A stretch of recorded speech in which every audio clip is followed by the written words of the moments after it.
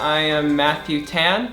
I am from Michigan, but I'm a student at Stanford University studying aerospace engineering. My earliest memory of doing science and getting excited about science was very young. My parents bought me a science kit. I remember it was a little electronics set. It had batteries and lights and all that. I remember going off the instruction book and just tinkering with it and having a lot of fun making something that the instruction book didn't let you necessarily do. One of my big extracurricular activities in the later elementary school, middle school ages was scholastic robotics. It was a really good experience. It was my first experience, meeting other students very interested in engineering and science. I didn't realize how much I was learning. I don't know if that's cliche, but at the time you're building a robot and you're having fun, and you're doing what you need to do to get it to accomplish the goals of the competition.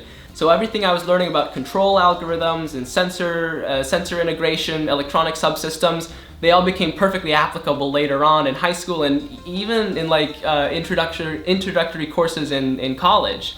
So I think that's something that I find interesting. It doesn't feel like learning at the time, but it actually provided a really solid fundamental foundation for learning and getting interested in those concepts. My first real internship that I had in aerospace was with Aurora Flight Sciences. They're a great flight science company. That came in the summer after my junior year of high school. The only way that I got into all this really was through the RSI, the Research Science Institute program. That was a phenomenal experience. The RSI program takes 80-ish students from around the whole world. They slam them through 6 weeks of intensive scientific research. 5 of those weeks are in an internship with one of the many companies in Cambridge. It's hosted by MIT, so it's you get an internship with one of the many companies in Cambridge or with one of the professors in one of the MIT labs. It definitely solidified my